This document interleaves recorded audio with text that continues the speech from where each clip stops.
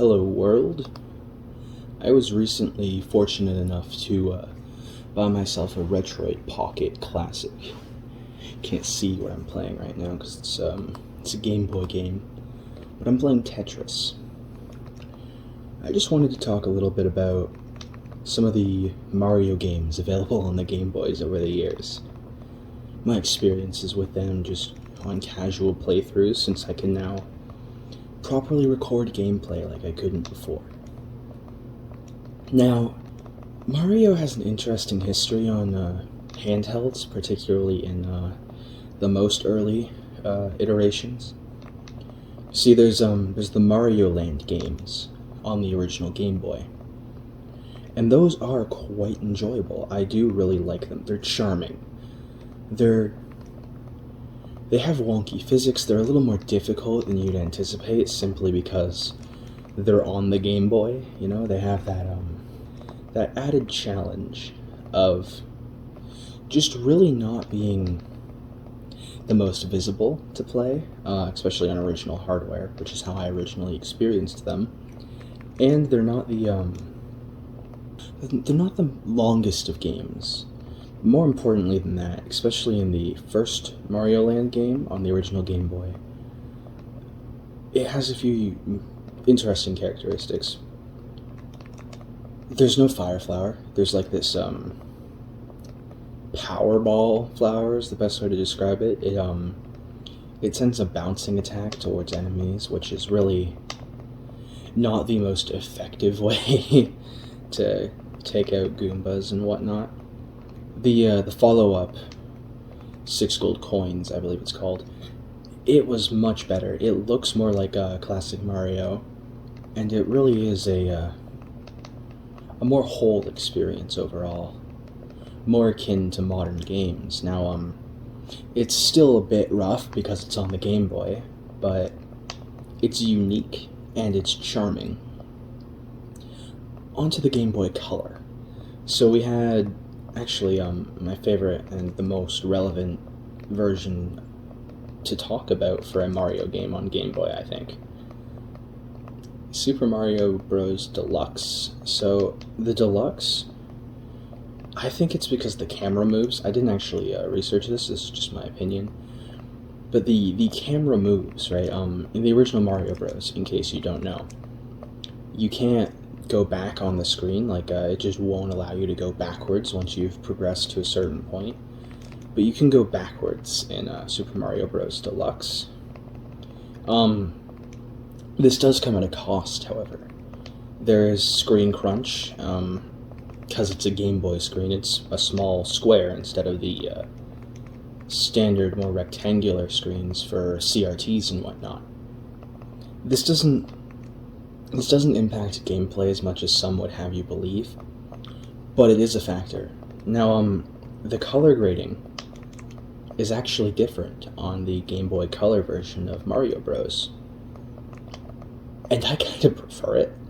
I find the original to be very vivid and harsh, sometimes, which is it's beautiful for pixel art from that time period. It's exceptional. But when you look at the Super Mario Bros. Deluxe, I find it has this more warm tone to it. You know, everything has like that just actual, like I said, a warm tone, which on its own really doesn't mean all that much, but when combined with the new features and everything, you could make a case for it being a better version of the original game. That's entirely personal preference, and a lot of people will prefer the original because you can see more of the level. But if you're like me and you love that color grading, you don't mind a little bit of Game Boy graphics screen crunch, it is absolutely worth playing today. It's not necessarily the definitive version. I'd say that would probably have to go to one of the collections that has updated graphics, like the All-Stars collection on the Super Nintendo. But we're not talking about Super Nintendo or the Wii version, which is also exceptional, I will say. We're talking about the Game Boy one. And for portability alone, it's got to get a plus, right? But if you don't give it that benefit of the doubt, I totally understand. You want to play something like a big boy platformer, you know? Go no further than the Game Boy Advance. Now, the Game Boy Advance, it's often considered to be a Super Nintendo in your pocket. Big whoop, right? Nowadays, we could probably have a GameCube in our pockets. But back then, a Super Nintendo was big business. To this day, it's still somewhat impressive, I'll be honest. Beautiful pixel art all around, games looking incredible, and you could just play them in your pocket. Super Mario Bros. 3 and Super Mario World. Now, why are those the most relevant? On their respective systems, they are both considered to be the premier Mario experience, the best of that system's offerings. That doesn't mean they're the best of all time, although some people do say that they are, which is fair. They're very, very good. They're quite enjoyable to this day. I do recommend them. But the best Mario games from 2 generations of gaming, all playable on one device that could fit in your pocket. And they look great here. They look great on the Game Boy Advance. The only downsides to that one in particular, there's still a bit of screen crunch. It's minimal. It's really minimal at this point.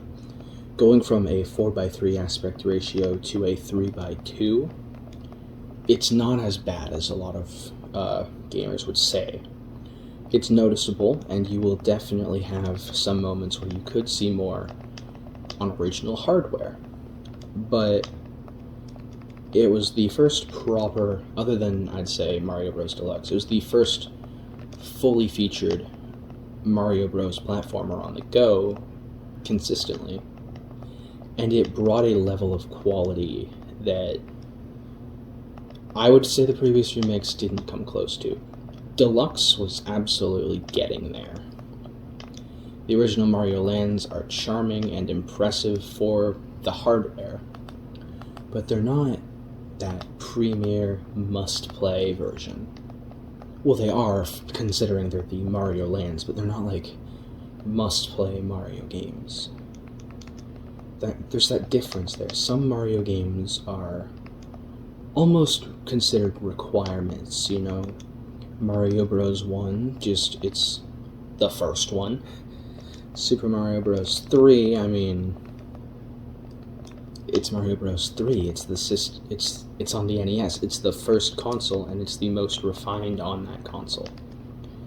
And it really is like an improvement, a step up in every way from that first game. I would argue, except for the simplicity of it all, which you're never going to have something quite as simple as that first game, which is why it's worth the replay and still popular. But if you ignore all of that, these versions of games are incredible.